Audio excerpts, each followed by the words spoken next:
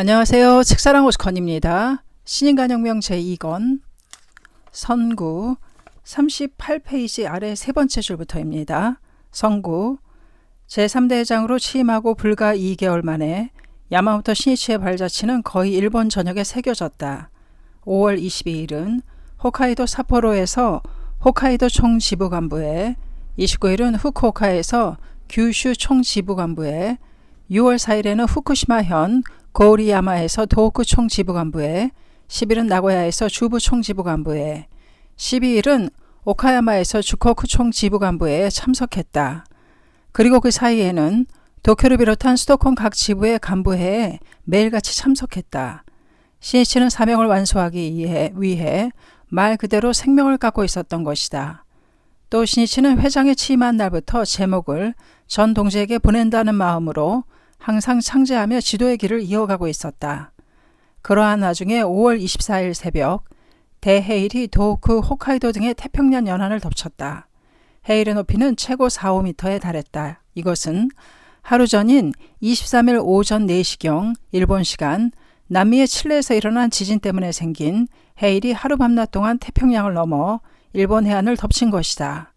사망자는 전국에 139명, 피해 가옥은 46,000여 가구였으며 특히 피해가 컸던 곳은 산리쿠, 홋카이도 남해안 일대였다. 신이치는 아침 일찍 눈을 뜨자 곧바로 라디오를 켰다. 어제 칠레에서 대규모 지진이 있었다는 것을 뉴스에서 들은 신이치는 현지의 피해를 우려하면서도 그에 따른 해일을 염려하고 있었던 것이다. 심야에도 몇 번이나 잠에서 깨어나 라디오를 켰으나 새벽 3시 단계에서는 아직 해일 경보가 발효되지 않고 있었다.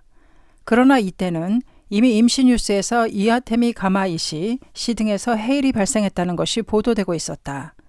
신씨는 서둘러 본부로 향했다. 본부에 도착했을 때는 아직 한산했다. 직원도 거의 출근하지 않았다.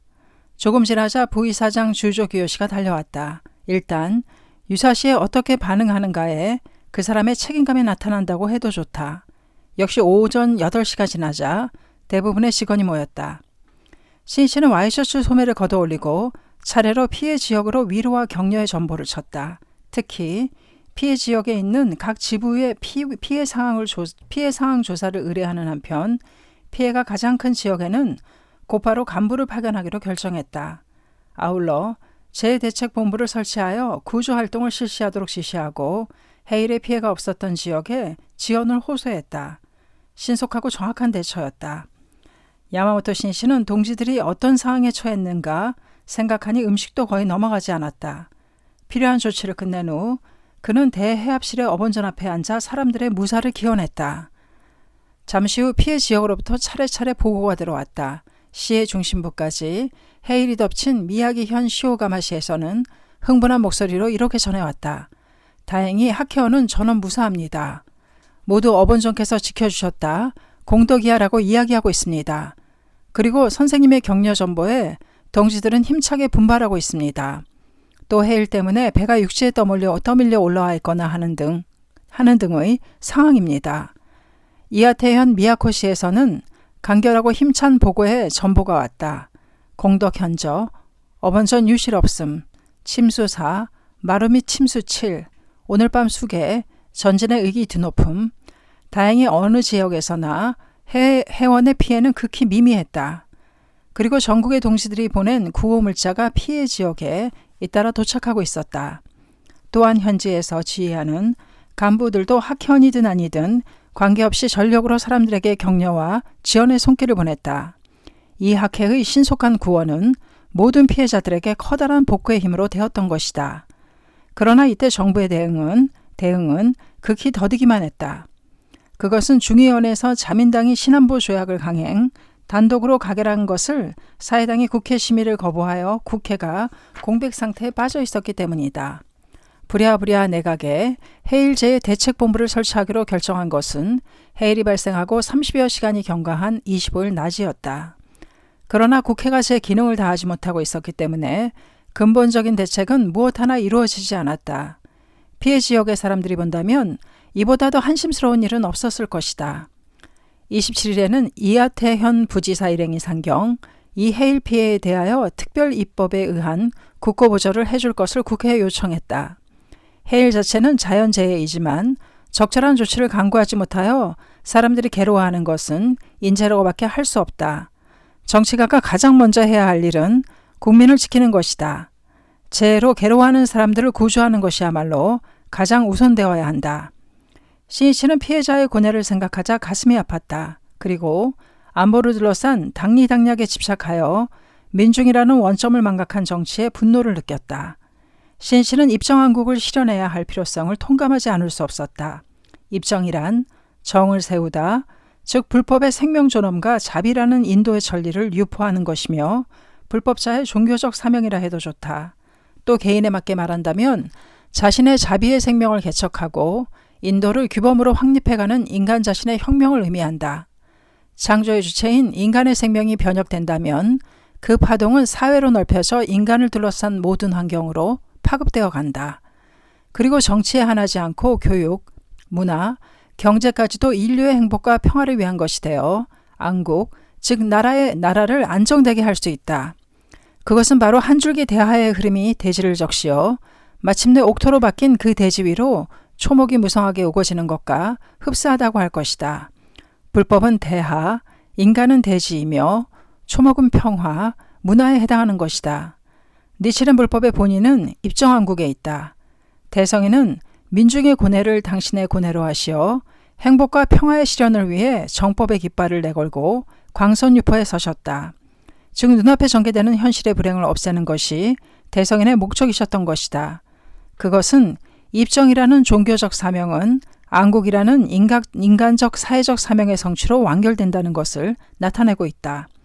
거기에 정치를 포함한 교육, 문화, 경제 등 현실 사회의 현상과 불법자 간에 피할 수 없는 접점이 있다. 그러나 그렇다고 정치회장에 직접 종교를 갖고 들어간다거나 정치 권력과 종교가 손을 잡는다는 것은 결코 아니다. 종교는 인간을 단련시키고 인격을 더욱더 연마하게 하여 사회 건설이라는 사명에 자각한 인재를 육성하고 배출하는 토양이다. 그러므로 학회는 전 국민을 위해 정치를 맡기기에 충분한 고결한 인격을 지닌 인재를 추천하여 정계에 보내기는 했지만 학회가 직접 정책 등에 관여하는 일은 없었다. 신안보 조약을 둘러싸고 학회가 추천한 참의원 의원이 정책을 결정에 대해 신이치에게 상담하러 왔을 때 그는 잘라 말했다. 그것은 여러분들이 고민하고 생각하여 국민을 위해 결정해야 할 문제입니다. 나의 생각은 오로지 전 민족을 위해 평화를 위해 여러분들이 싸워주기를 바란다는 것뿐입니다.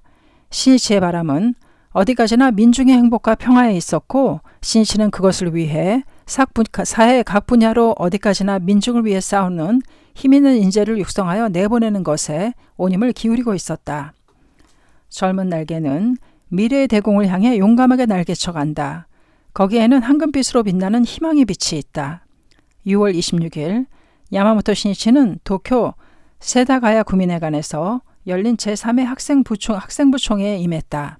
학생부, 대학부는 홋카이도 유바리 탄강에서 일하는 학회원들이 탄강노조에서 축출되었던 유바리 탄노 사건이 한창이었던 1957년 6월 30일에 탄생한 도다 조세이가 마지막으로 결성한 부서였다.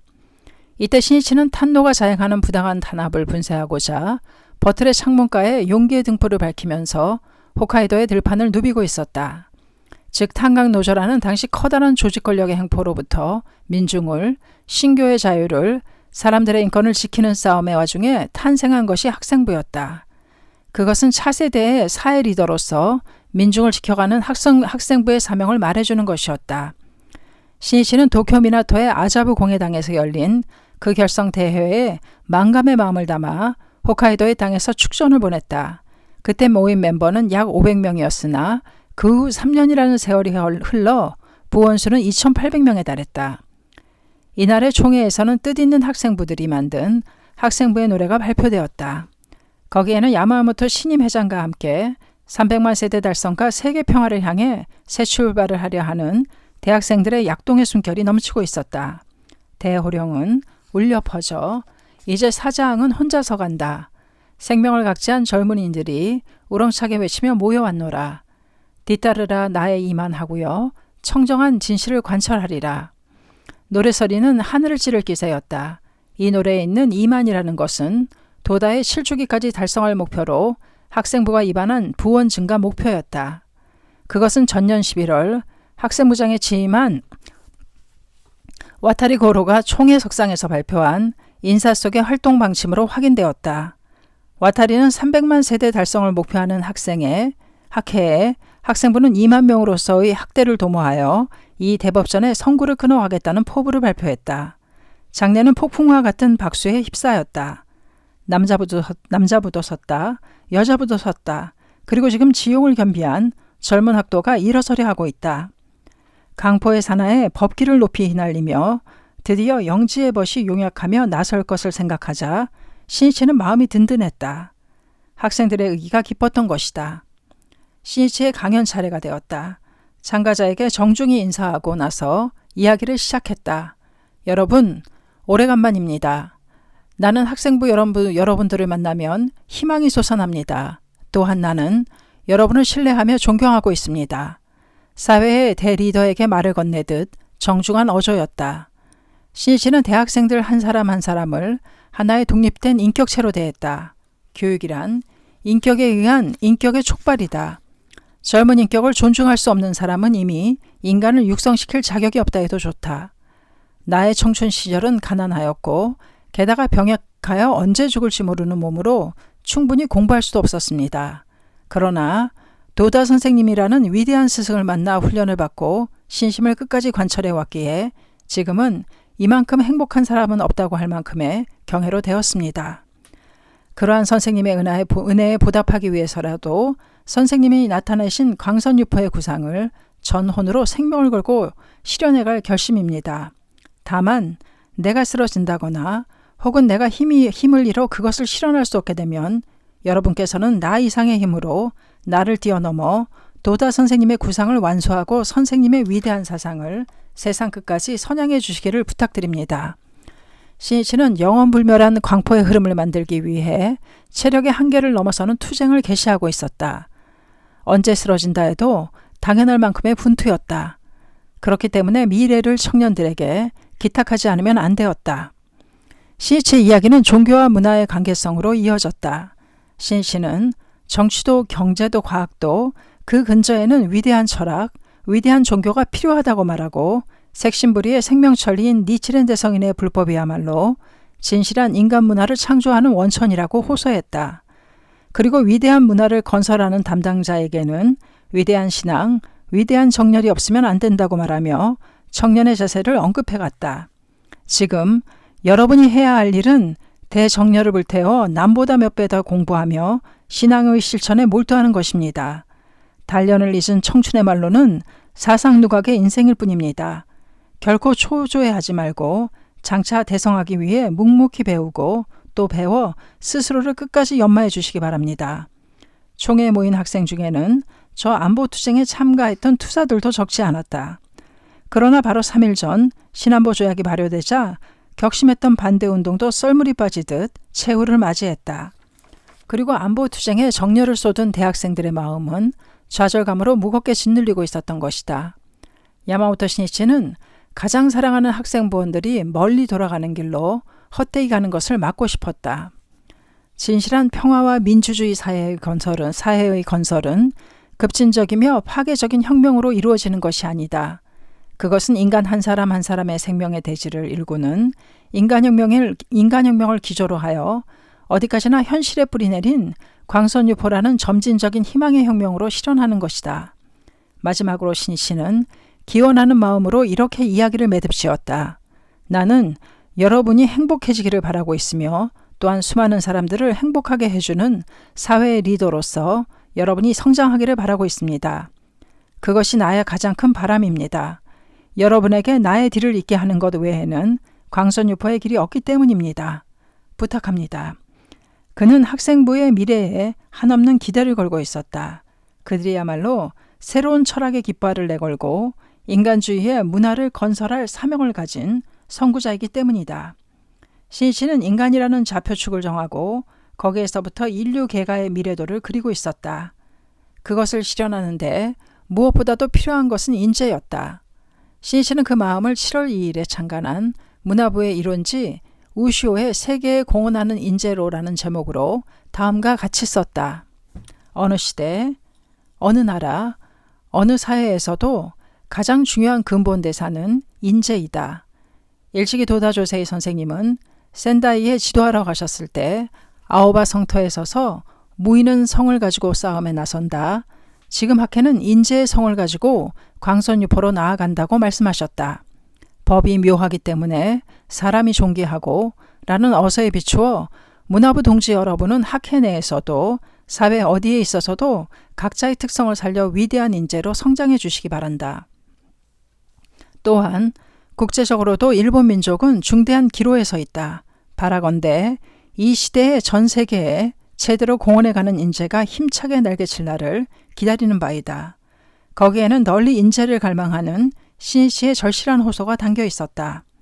한편 문화부는 1954년 다각적인 문화활동을 전개하고자 설치한 부서이다. 또한 그 일원지 우시오는 그 후 출판사로 독립하여 새로운 휴머니즘을 창조하는 종합organ지로 발전, 여론을 리드하고 있다.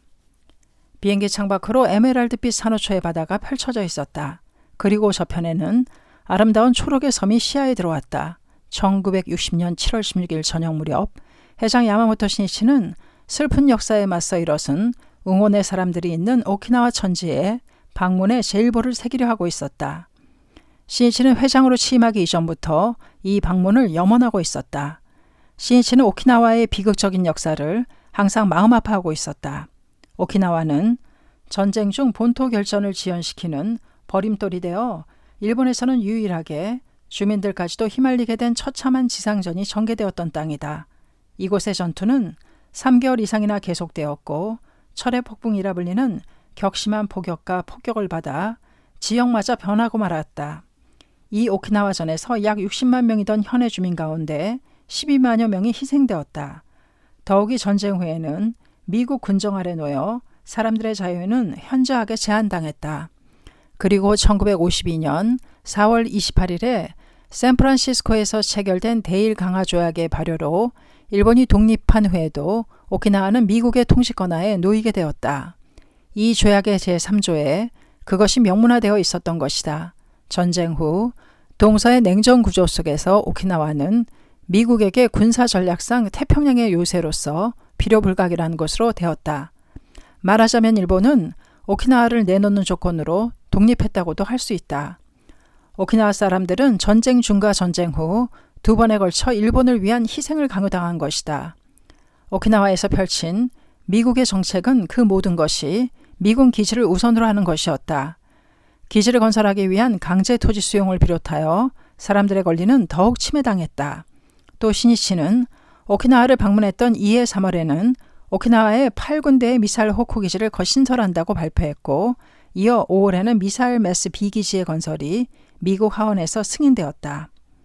그 후에도 기지의 건설은 더 급속하게 진전되어 통치권이 반환되기 1년 전인 1971년에는 오키나와 섬의 총면적 가운데 기지가 차지하는 비율이 26.5%에 달하였고 가데나촌 당시에 8할 이상을 차지하기에 이르렀다. 기지 안에 오키나와가 있다고 일컫는 것은 이 때문이었다.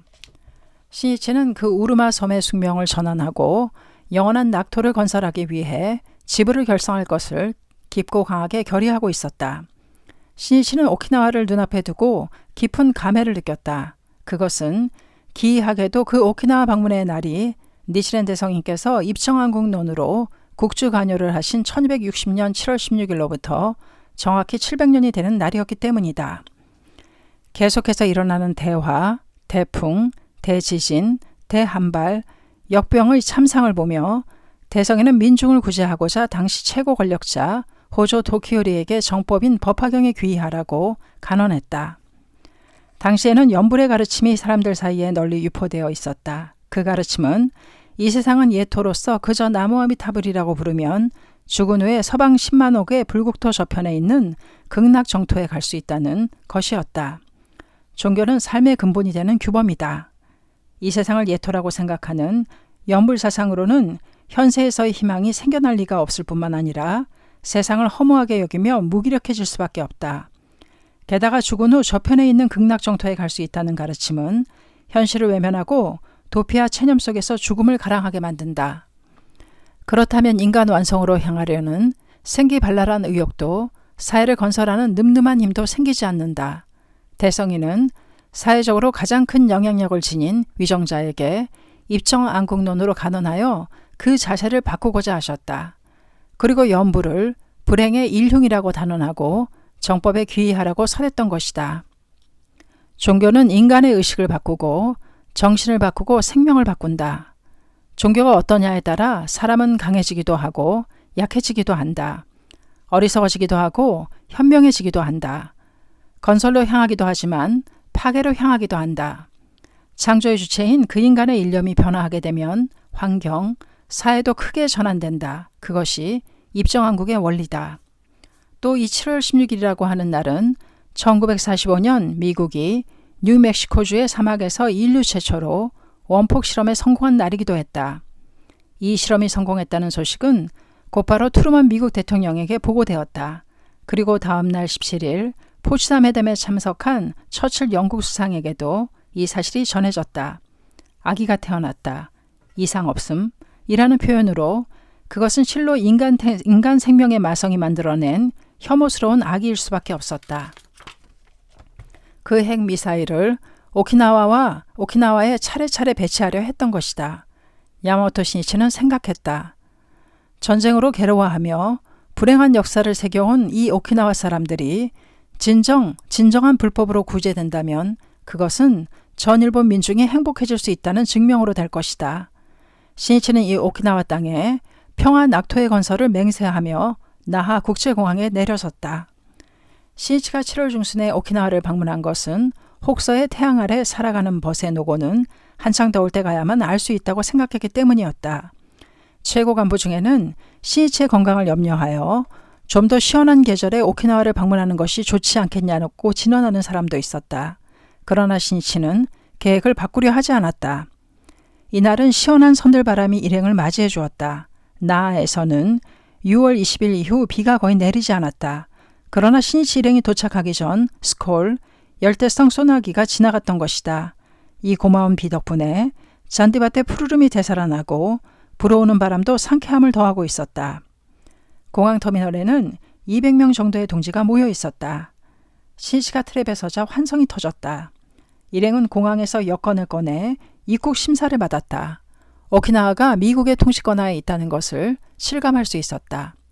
신이치의 첫 해외 방문은 엄밀히 말하면 이곳 오키나와였다고 할 수 있다.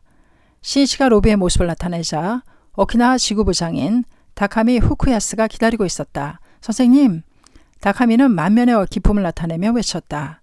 그의 얼굴을 보자 신이치는 미소 지으며 말했다. 드디어 왔습니다. 그 말에 다카미는 눈시울이 뜨거워졌다. 다카미는 이날이 오기를 일일 여삼수로 간절히 기다리고 있었던 것이다. 다카미는 오키나와 강포에 있어 한 톨의 씨앗이었다. 그는 전쟁 중 중국 대륙에서 일본군 관계자로 특무 기간에 일을 하고 있었으나 전쟁 후 일본으로 돌아와서는 도쿄 다치카와에서 주둔군을 상대로 기념품 가게를 시작했다. 그런데 얼마 후 미군의 수가 줄어들자 장사가 부진했다. 그는 미군이 많은 오키나와에서 장사를 하자고 결심했다. 그리고 오키나와를 본거지로 하여 장래에는 동남아시아에도 사업을 확장해보고 싶다고 생각하게 되었다. 그 무렵 많은 사람에게 학회 이야기를 듣게 되었다. 처음에는 신심의 저항감을 느꼈으나 소개자의 열성에 못 이겨 반년 동안 신심을 해서 공덕이 없으면 그만둔다는 계약 아래 반신반의로 신심을 시작했던 것이다. 다카미에게는 초신의 공덕은 곧 나타났다. 오키나와로 이전하기 위해 내놓았지만 팔리지 않던 집이 의외로 비싼 가격에 팔렸던 것이다. 오키나와에서는 다행히 나하시 번화가의 좋은 조건의 가게를 찾게 되었다. 1954년의 일이다.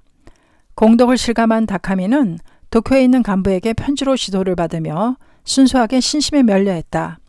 또한 오키나와의 고뇌를 알게 되면서 광포에 대한 사명감은 깊어져 갔다. 오키나와의 숙명 전환을 바라며 다카미는 성구가 되어 hon교의 깃발을 내걸었다. 다카미가 놀란 것은 오키나와 사람들에게는 유타라고 하는 여자 무당과 산진소라고 하는 점쟁이의 점으로 모든 일을 정하는 간습이 뿌리 깊게 정착해 있다는 것이었다. 이래서는 안 된다. 민중이 현명해져야 한다. 그는 절복교전을 탐독하며 종교에는 정사와 고저천심이 있다는 것을 면식 있는 사람들에게 알려나갔다. 이윽고 이패를 희망하는 사람이 나왔으나 커다란 난간이 기다리고 있었다. 조상을 신으로 숭상하는 선조신앙이 뿌리 깊은 데다 일본 본토에 대한 불신감이 강하여 학해도 본토에서 온 종교라며 받아들이려 하지 않는 것이었다. 야마톤추, 일본 본토 사람의 신 따위는 믿을 수 없다. 다카미는 몇 번이나 이런 말을 듣게 되었다. 그러나 그는 끈질기게 대화를 거듭 동질은 점차 늘어났다. 또한 각 지부도 오키나와에 홍교의 손길을 보내 4년이 지나자 동지는 1000세대를 돌파했다. 그리고 지난해 가마타 지부의 오키나와 지구가 결성되어 다카미는 지구부장이 되었다. 이 무렵부터 오키나와에는 매월 수백 세대의 사람이 입회하기에 이르렀던 것이다. 5월 3일 야마모토 신이치가 회장에 취임하자 다카미는 신이치의 오키나와 방문을 진지하게 기원하기 시작했다. 그는 오키나와 전역을 뛰어다니며 분기를 호소했다. 야마모토 선생님은 광선유포의 지도자이다. 그러니까 홍교의 파동을 일으켜 맞이하자. 그리고 상반기 홍교에서 오키나와 지구는 전국 최고라는 성과를 내기에 이른 것이다. 신이치가 오키나와 땅을 밟는 순간에 다카미의 기쁨은 필설로 다할 수 없는 것이었다. 선생님 어서 오십시오 라고 말한 채 목이 메어 더 이상 말을 잇지 못했다. 활동하겠습니다. 3일 동안 3년분의 활동을 하겠습니다. 신이치는 이렇게 말하며 다카미의 어깨를 다독거렸다. 야마모토 신이치를 비롯한 일행 7명은 공항에서 자동차를 타고 숙소로 향했다. 그곳은 학회원이 경영하는 작은 여관이었다. 신이치는 여관에 도착하자 다카미 후쿠야스 등 현지의 간부들과 간담하며 오키나와의 상황을 상세하게 물었다. 다카미는 기지건설에 따른 토지의 강제 수용 등 사람들이 얼마나 인내와 복종을 강요당해 왔는지, 그리고 조국으로 복귀하는 것을 오키나와 사람들이 얼마나 통절하게 바라고 있는지 이야기해 갔다. 그런 가운데 지금은 동지가 7000세대에 이르고 있으며 무수한 공덕과 체험이 나오고 있다는 것을 듣자 신이치는 진심으로 동지의 건투를 칭찬했다. 존귀한 일입니다. 모두 정말 열심히 해주셨습니다. 불자가 이만큼 탄생하면 오키나와는 변합니다. 10년 후, 20년 후가 기다려지는군요. 평화의 전사들의 얼굴은 생생하게 빛나고 있었다. 밤에는 4군데로 해합 장소를 나누어 동행 간부를 중심으로 지도회를, 이어서 반장, 반담 당원 이상의 간부가 모여 간부회를 갖기로 되어 있었다. 현재의 멤버가 돌아가자 신이치는 동행 간부들과 서둘러 저녁 식사를 마쳤다.